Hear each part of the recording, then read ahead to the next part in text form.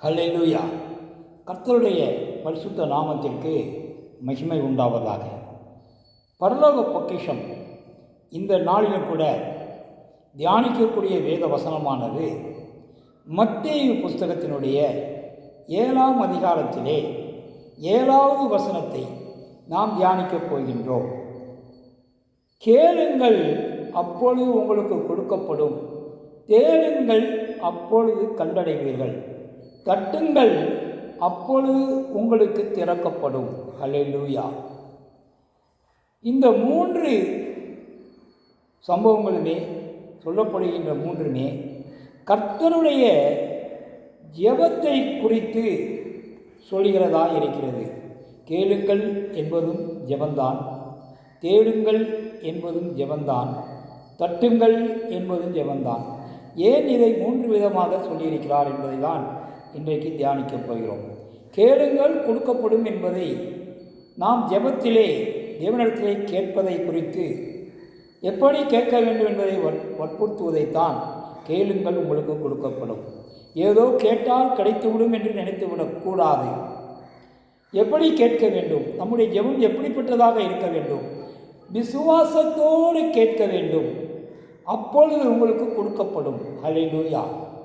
ஆகவே நம்முடைய ஜெபம் சந்தேகத்தோடோ அல்லது கிடைக்காது என்ற நம்பிக்கையோடு நாம் ஜெபம் பண்ணாமல் தேவன் தருவார் என்ற உறுதியான ஒரு நம்பிக்கையோடு நாம் ஜெபிக்கும்போது நமக்கு செய்யப்படும். ஆண்டவராகிய இயேசு கிறிஸ்து அத்திமரத்தின் கனியை சாப்பிட வந்து பசியோடு வந்தவர்.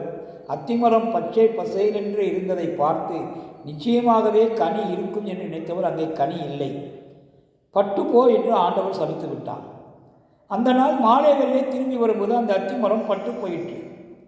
பேதுரு, ஆண்டவரே நீர் காலையில் தான் சொன்னீர் பச்சை பசையில் இருந்து பட்டு போனீர், ஆனால் மாலைக்குள்ளே இது பட்டு போய் மரமே இல்லாமல் போய்விட்டது ஆண்டவரே, இத்தனை சீக்கிரமாய் இது நடந்து விட்டதே என்று சொன்னபோது பேதுருக்கு தேவன் பிரதியுத்தரமாக சொன்னது, விசுவாசத்தோடு நீங்கள் எதை கேட்டாலும் அதை பெற்றுக்கொள்வீர்கள் என்பதை மத்தேயு புஸ்தகத்தில் 21ஆம் அதிகாரத்தில் 21, 22 வசனங்களை நாம் பார்க்கும்போது இயேசு அவர்களை நோக்கி, நீங்கள் சந்தேகப்படாமல் விசுவாசமுள்ளவர்களாயிருந்தால் இந்த அத்திமரத்திற்கு செய்ததை நீங்கள் செய்வதும் அல்லாமல் இந்த மலையை பார்த்து நீ பெயர்ந்து சமுத்திரத்திலே தள்ளுண்டு போ என்று சொன்னாலும் அப்படி ஆகும் என்று மெய்யாகவே உங்களுக்கு சொல்கிறேன்.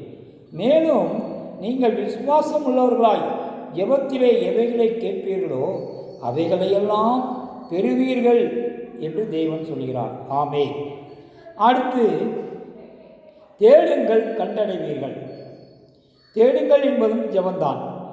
நாம் ஜெபிப்போம், ஆனால் ஜெபித்தவுடனே சில காரியங்கள் நடந்து விடுவதும் உண்டு. ஆனால் சில ஜெபங்கள் நினைத்தவுடன் நடக்காமல் சிறிது காலம் தாழ்த்தி அந்த ஜெபம் ஏறெடுக்கப்படும். இன்னும் சில ஜெபங்கள் வெகு நாள் கழித்து ஏறெடுக்கப்படும். இன்னும் சில ஜெபங்கள் கேட்கப்படாமலே போய்விடும்.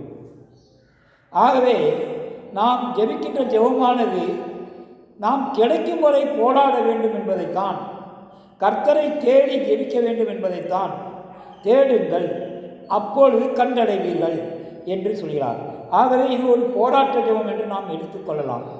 ஒரு நியாயாதிபதியிடத்திலே விதவை நியாயம் கேட்டு போன போது அந்த விதவையை, இவளுக்கு நியாயம் தீர்த்து நமக்கு என்ன கிடைக்கப் போகிறது, இவளுக்கு ஒரு வேலை இல்லை என்று சொல்லி அவளுடைய வேண்டுதலுக்கு செவிசாய்க்காமலே இருந்தான்.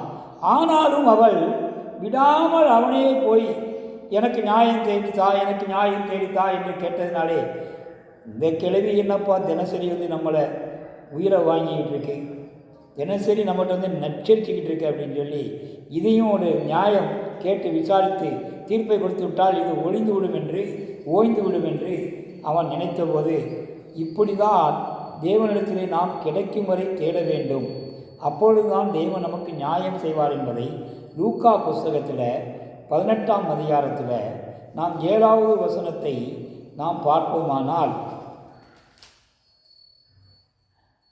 அதை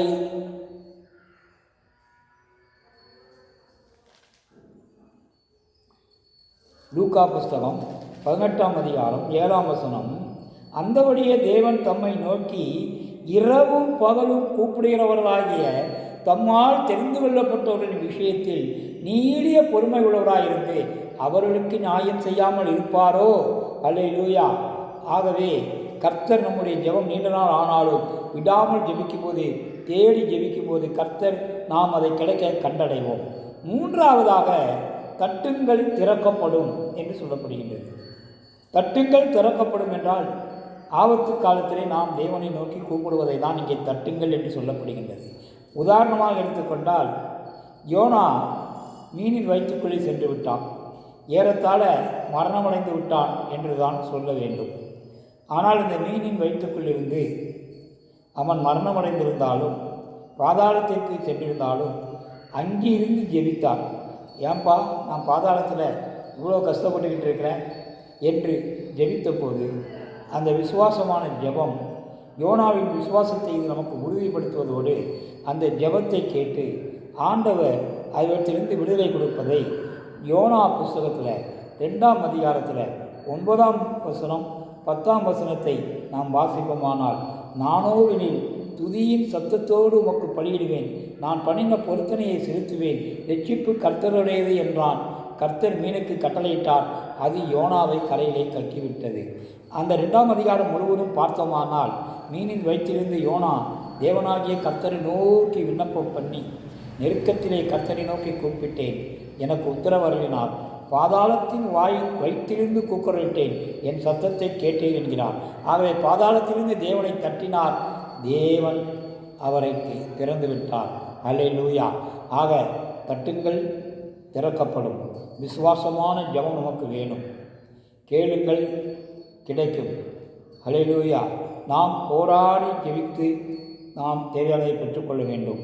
பாதாளத்திற்கு சென்றாலும் அங்கேயும் தேவனை விசுவாசத்தோடு ஜெபிக்கும் போது கர்த்தர் அந்த ஜெபத்தை பரிசுத்தவானுக்கு நிச்சயமாய் கேட்பார் என்பதை யோனா ஒரு உதாரணமாக இருக்கிறார். ஆகவே தேடுங்கள் கண்டடைவீர்கள். ஆகவே இப்படியாகவே இன்றைக்கு நம்முடைய வாழ்க்கையை அர்ப்பணித்து தேவனுடைய ஜெபத்திலே நாம் இந்த 3 விதமாய் உறுதியாக இருக்க இன்றைக்கு தேவன் சமுத்திரமை அர்ப்பணிப்போம். தேவன் தாமே நம்மை ஆசீர்வதிப்பாராக. கர்த்தருடைய பரிசுத்த நாமத்திற்கு மகிமை உண்டாவதாக. அல்லேலூயா. சோத்திரம்.